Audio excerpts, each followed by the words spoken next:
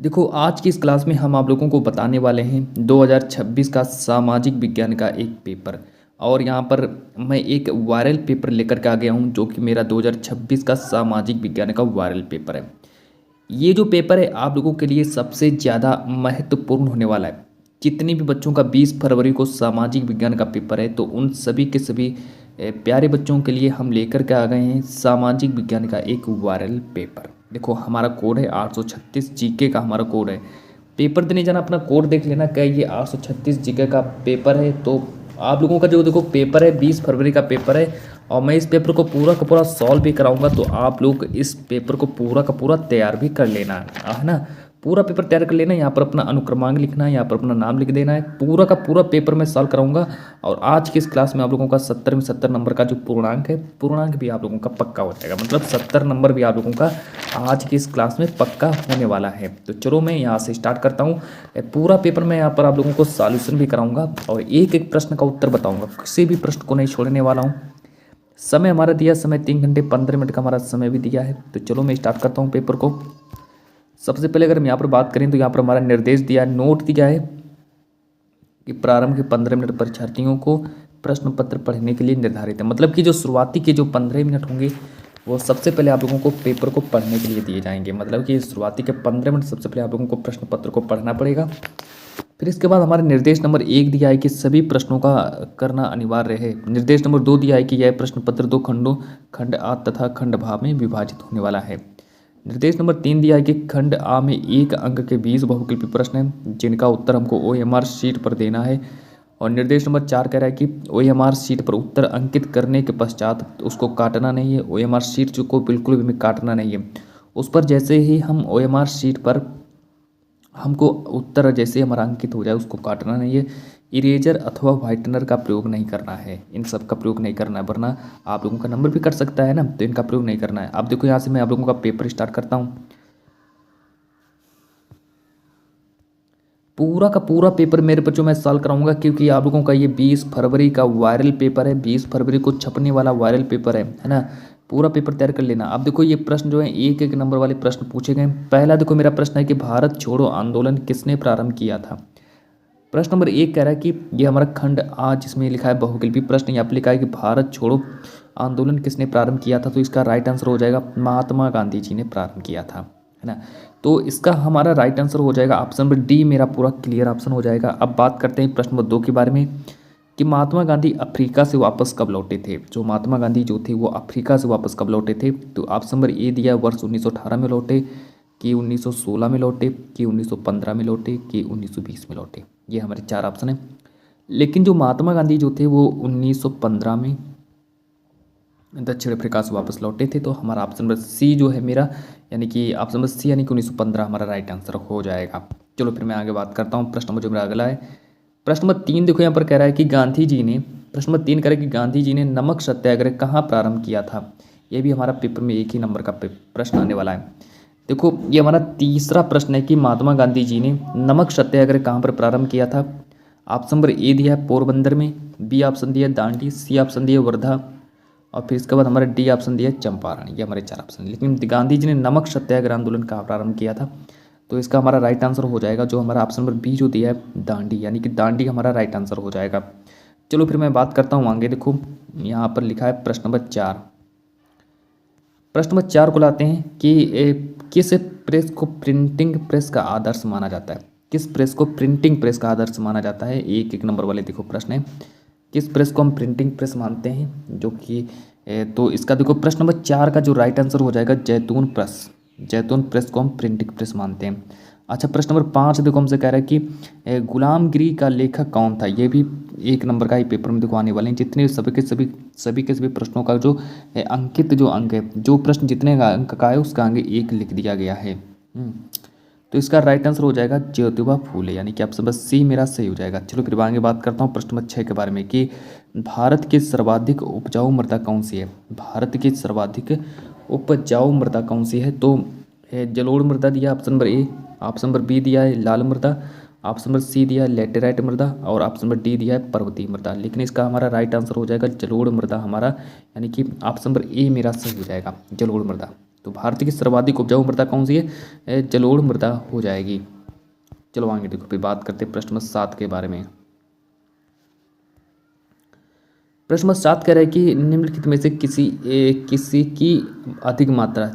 अधिक मात्रा जलोढ़ मिट्टी में पाई जाती है? एक नंबर का आएगा पोटास दिया, फास्फोरस दिया, चूना दिया, ये सभी। तो देखो अगर हम बात करें कि किसकी अधिक मात्रा जलोढ़ मृदा में सबसे अधिक किसकी मात्रा पाई जाती है, तो हमारा राइट आंसर हो जाएगा ये सभी। मतलब कि जलोढ़ मृदा में पोटास भी पाया जाता है, जलोढ़ मृदा में चूना भी पाया जाता है, जलोढ़ मृदा में फास्फोरस भी पाया जाता है। तो इसके बाद फिर हम बात करेंगे नेक्स्ट प्रश्न की ओर। प्रश्न नंबर 8 के बारे में बात करते हैं कि निम्न में से कौन सा शब्द 2 या 2 से अधिक देश के व्यापार को दर्शाता है? मतलब हमें ऐसा कौन सा शब्द है जो 2 या 2 से अधिक देशों के व्यापार को दर्शाता है? तो ये भी हमारा एक ही नंबर का आने वाला है। कह रहे कि निम्न में से कौन सा शब्द है जो 2 या 2 से अधिक देश, मतलब 2 देशों के बीच जब व्यापार होता है तो उसको हम क्या कहेंगे? आंतरिक व्यापार दिया है option number A, option number B दिया है बाहरी व्यापार, और ऑप्शन नंबर सी दिया है अंतर्राष्ट्रीय व्यापार, ऑप्शन नंबर डी दिया है स्थानीय व्यापार। ये हमारे 4 ऑप्शन है, लेकिन हमारा राइट आंसर हो जाएगा अंतर्राष्ट्रीय व्यापार, यानी कि ऑप्शन नंबर सी मेरा पूरा राइट आंसर हो जाएगा। चलो बात करते हैं प्रश्न नंबर 9 के बारे में कि पश्चिमी रेलवे का मुख्यालय कहाँ पर स्थित है? पेपर में 1 नंबर का प्रश्न ये भी आएगा कि पश्चिमी रेलवे का मुख्यालय कहाँ पर स्थित है? दिल्ली में स्थित है कि मुंबई में स्थित है कि कोलकाता में स्थित है कि अमृतसर में स्थित है?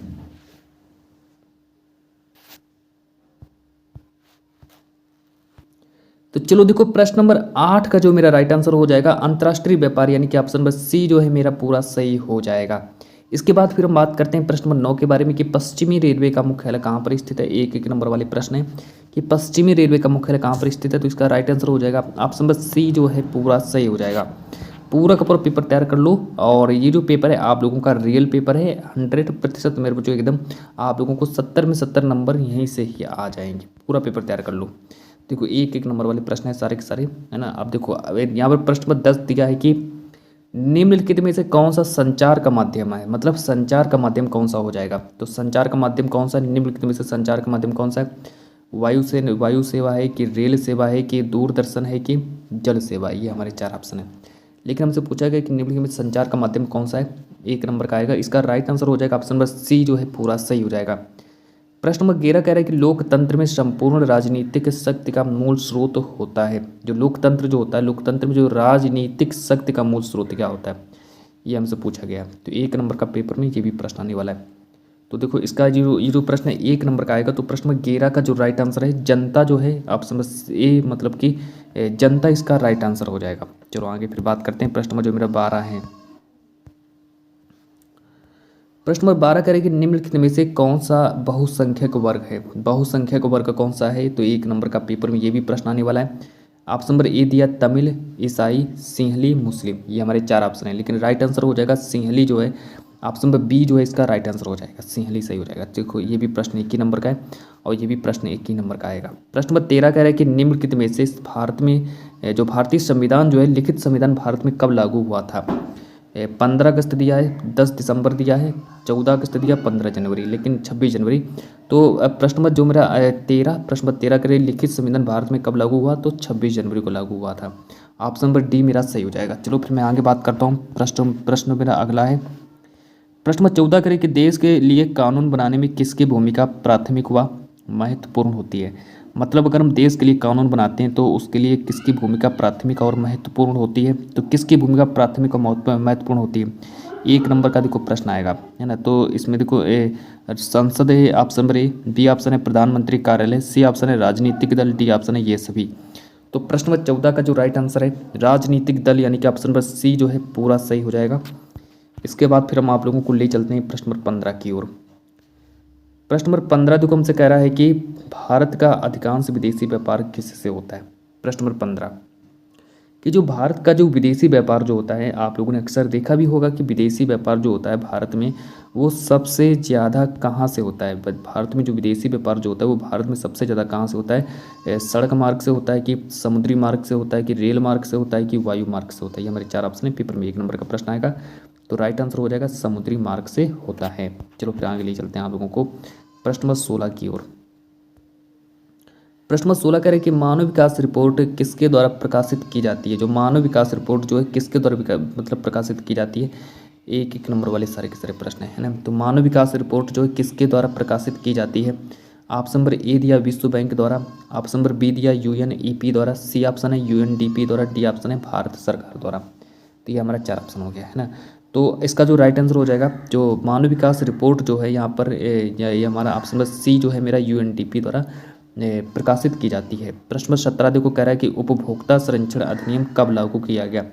उपभोक्ता संरक्षण अधिनियम कब लागू किया गया? 1982, 1894, 1985, 1986 हमारे 4 ऑप्शन है। लेकिन जो उपभोक्ता संरक्षण अधिनियम जो है ये हमारा 1986 में प्रारंभ किया गया था, है ना। तो इतना आप लोग को समझ में आ गया। इसके बाद फिर हम आप लोगों को ले चलते हैं प्रश्न नंबर 18 की ओर। प्रश्न नंबर 18 देखो हमसे कह रहा है कि ग्रामीण क्षेत्रों में आजीविका का मुख्य स्रोत क्या होता है? जितने भी ग्रामीण क्षेत्र जो होते हैं उन्हीं ग्रामीण क्षेत्रों में जो आजीविका का जो मुख्य स्रोत क्या होता है? आजीविका का मुख्य स्रोत क्या होता है? नौकरी दिया है, व्यापार दिया है, कृषि दिया है, उद्योग दिया है। लेकिन इसका राइट आंसर हो जाएगा सी ऑप्शन सही हो जाएगा। अब चलो ये चलते हैं प्रश्न नंबर 19 की ओर कि सर्वप्रथम विश्व व्यापार संगठन WTO की स्थापना कब हुई थी? WTO यानी कि विश्व व्यापार संगठन की स्थापना कब हुई थी? किसके द्वारा शुरू किया गया? यहाँ पर लिखा है किसके द्वारा शुरू किया गया था, 1 नंबर का प्रश्न आएगा। तो विश्व व्यापार संगठन जो है किसके द्वारा शुरू किया गया था? तो इसका राइट आंसर हो जाएगा मेरा यहाँ पर इसका राइट आंसर हो जाएगा विकसित देश, यानी कि ऑप्शन नंबर ए जो है पूरा सही हो जाएगा। इसके बाद फिर मैं आगे ले चलता हूँ। आगे फिर मैं बात करता हूँ प्रश्न नंबर 20 के बारे में। प्रश्न नंबर 20 को देखेंगे कि मुद्रा नोट कौन जारी करता है? मतलब जो मुद्रा का जो नोट होता है वो कौन जारी करता है, यानी कि कहने मतलब रुपया कौन जारी करता है, या फिर जो नोट जो होते हैं नोट को कौन जारी करता है, ये हमसे पूछा गया 1 नंबर का पेपर में। ये भी देखो प्रश्न आने वाले हैं। चलो इसके आंसर की बात करते हैं।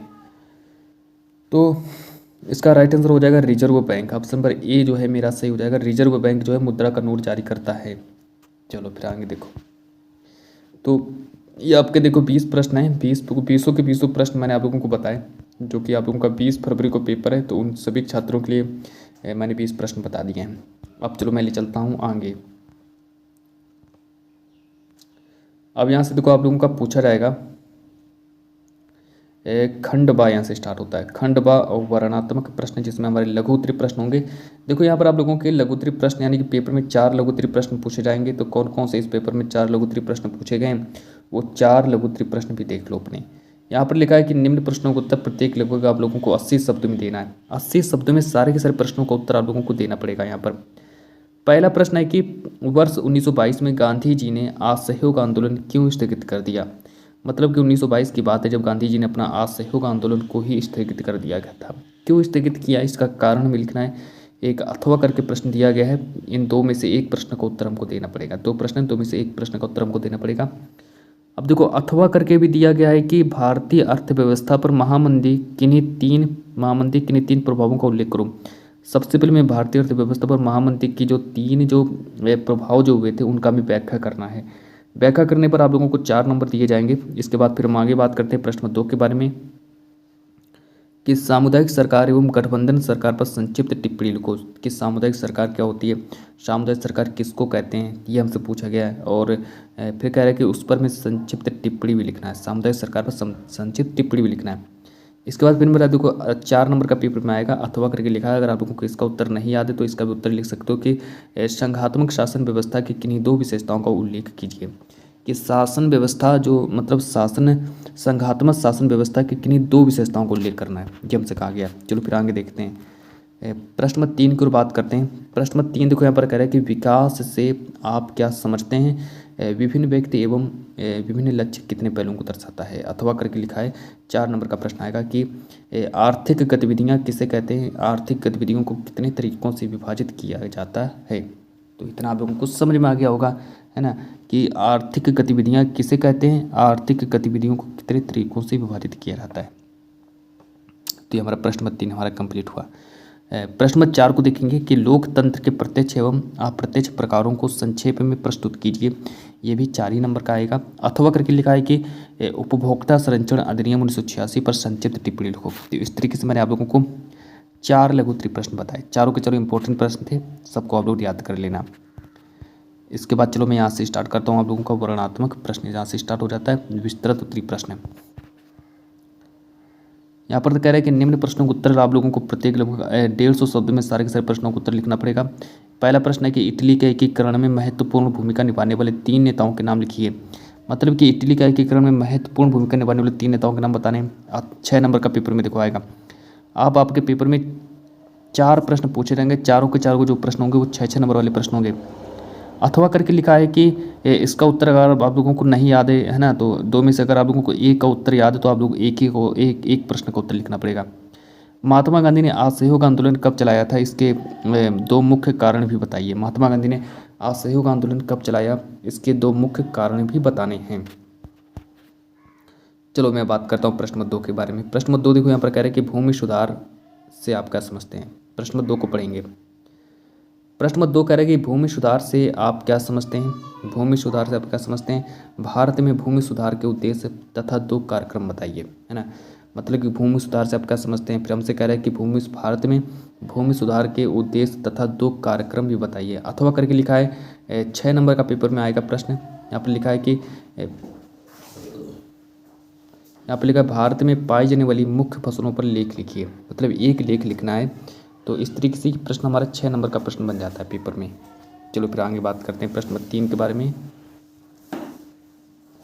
प्रश्न नंबर 3 देखेंगे कि राष्ट्रीय आय तथा प्रति व्यक्ति आय में भेद कीजिए। सबसे पहले देखो हमको राष्ट्रीय आय और प्रति व्यक्ति आय में भेद करना है। विभिन्न देशों की तुलना करने के लिए इनमें से कौन बेहतर है। अथवा करके लिखा है कि केंद्रीय सरकार और राज्य सरकारों के बीच विधायी शक्तियों को 3 हिस्सों में वर्गीकरण कीजिए। चलो इतना हमारा कंप्लीट हुआ। प्रश्न नंबर 4 देखो। प्रश्न नंबर 4 जो है पेपर में 6 नंबर का प्रश्न आएगा कि उपभोक्ताओं का शोषण किस प्रकार किया जाता है, उदाहरण देकर हमको समझाना है। अथवा करके लिखा है कि विदेश व्यापार विभिन्न देशों के बाजारों के एकीकरण में किस प्रकार मदद करता है, संक्षेप में बताना है ना।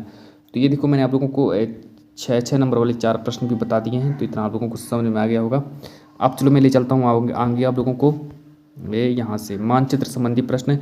10 नंबर का मानचित्र कार्य भी पूछा जाएगा, जिसमें हिस्ट्री यानी कि इतिहास के 5 प्रश्न होंगे और जियोग्राफी के भी 5 प्रश्न होंगे। मतलब 10 नंबर का आप लोगों का मानचित्र कार्य भी पूछा जाएगा। तो चलो यहाँ से स्टार्ट करते हैं। निर्देश पहला पढ़ेंगे कि प्रश्न संख्या 9A तथा 9B जो मानचित्र से संबंधित है। 9A इसको पढ़ लेंगे कि निम्न के स्थानों को भारत के दिए गए रेखा मानचित्र द्वारा चिन्ह द्वारा नाम से दर्शाइए। सही नाम तथा सही अंक के लिए 1 प्लस 1 अंक निर्धारित हैं।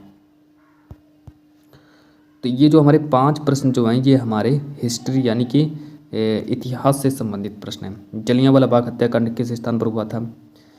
प्रश्न नंबर 2 दिया है कि उत्तर प्रदेश की राजधानी क्या है। प्रश्न नंबर 3 दिया है कि नील की खेती करने वाले किसानों ने किस स्थान से आंदोलन प्रारंभ किया। प्रश्न नंबर 4 दिया है कि प्रसिद्ध स्वर्ण मंदिर कहाँ स्थित है। प्रश्न नंबर 5 दिया सर्वप्रथम पूर्ण स्वराज की मांग का प्रस्ताव कब पारित हुआ। तो ये हमारे तो कितने प्रश्न हो गए। 5 प्रश्न जो हैं हिस्ट्री के प्रश्न पूछे जाएंगे। 5 के 5 प्रश्न मैंने आप लोगों को बता दिए हैं। 5 प्रश्न ये तैयार कर लो। चलो इसके बाद फिर मैं ले चलता हूँ आप लोगों को 9B की ओर, जिसमें आप लोगों का देखो जियोग्राफी यानी कि भूगोल से प्रश्न पूछे जाएंगे। भूगोल से भी 5 प्रश्न पूछे जाएंगे। वो भी 5 प्रश्न देख लो भूगोल से कौन कौन से 5 प्रश्न पूछे जाएंगे। सबसे पहले बात करते हैं 9B के बारे में कि निम्नलिखित भारत के मानचित्र में संबंधित निम्नलिखित को दर्शाइए। तो पहला प्रश्न है कि चावल उत्पादक क्षेत्र, उसको मैं इस प्रकार के चिन्ह द्वारा नाम से दर्शाना, मतलब कि उनमें ऐसा चिन्ह बना देना है, बस हमारा काम हो जाएगा। प्रश्न नंबर 2 दिया है कि गुजरात की राजधानी को हमें इस प्रकार के चिन्ह द्वारा नाम से दर्शाना है। तीसरा प्रश्न है कि बॉक्साइट उत्पादन का एक क्षेत्र चिन्ह द्वारा नाम से दर्शाना है। चौथा प्रश्न है कि कपास उत्पादन का एक क्षेत्र चिन्ह द्वारा नाम से दर्शाना है। 5वां प्रश्न है डल झील को इस प्रकार चिन्ह द्वारा नाम से दर्शाना है। तो इतना मैंने आप लोगों को बताया। आप लोगों का था 2026 का 20 फरवरी का वायरल पेपर। तो मैं आज की इस क्लास को इतना ही रखता हूँ।